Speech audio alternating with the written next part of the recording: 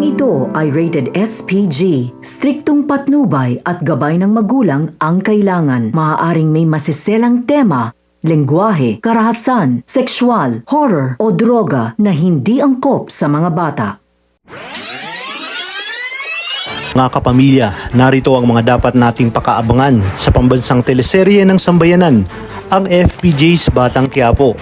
Matapos ngang iutos ni Senyor Facundo kay Marcelo at Madonna na manmanan ang bawat kilos at galaw ni Tanggol at ang kanyang grupo dahil malakas ang kanyang suspetsya na ito ang kumuha ng Star of Venus. Kasabay pa nang nalaman ni Tanggol ang halaga ng diamante.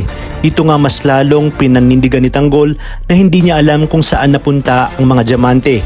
Alam ni Tanggol na pinababantayan siya ni Senyor Facundo, kaya gagawa nga sila ng paraan upang makapuslit sa mansyon at iligaw ang mga tauhan ni Senyor Facundo. Maging ang kanyang mga kaibigan ay hindi alam kung nasaan ang Star of Venus. Kaya naman, nang muli nilang binalikan ang lugar kung saan nangyari ang huling enkwentro, ay dito na isiniwalat ni Tanggol na nasa kanya ang mga diamante. Kaya naman dito tuwang-tuwa ang buong tropa dahil sa wakas ay yayaman na nga sila. Sinabi ni Tanggol na ipapaalam nila ito kina Supremo dahil batid niyang mapagkakatiwalaan ang mga ito at hindi sila tatraydurin. Hanggang sa masundan na nga sila ni Madonna at ikinagulat nito nang makita niyang hawak ni Tanggol ang Star of Venus. Buong akala niya nga kasi ay talagang hindi alam ni Tanggol kung nasaan ito. Hindi niya nga alam ang kanyang gagawin lalo pat malaki na rin ang utang na loob niya kay Tanggol.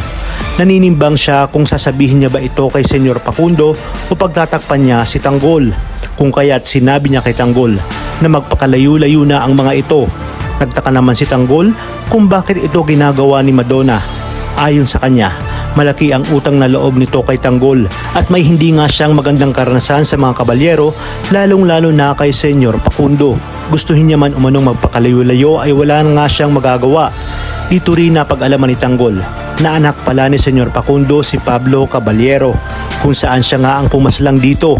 Sinabi ni Tanggol kay Madonna na hindi na ito kailangan magtiis at handa umano siyang tanggapin ito sa kanilang grupo. Kaya panahon na umano para kumalas ito sa mga kabalyero.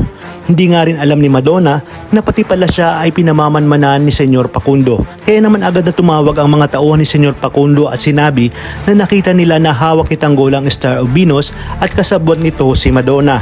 Dito na nga magsisimula ang maaksyong bakbakan labang kina Tanggol at kay Senyor Facundo. At sa kanilang pagharap ay sinabi nga ni Tanggol na siya ang pumaslang kay Pablo at alam niya umanong ipapapatay siya nito. Ngunit hindi umano siya makakapayag na hindi maipagiganti si Bubbles. Kailangan niya umanong malaman kung sino ang pumatay dito. Ito na nga kaya ang magiging katapusan ni Senyor at pati ang grupo nga ni Marcelo ay mapipilitang umanib kay Tanggol. Talagang kapanapanabik ang mga susunod na tagpo sa teleseryeng ito. Kaya naman sabay-sabay natin itong pakaabangan. At kung bago ka pa lamang sa akin channel, sana'y huwag kalimutang mag-like at subscribe. Pindutin ang notification bell para updated kayo palagi. Maraming salamat sa inyong panonood at hanggang sa muli, kapamilya.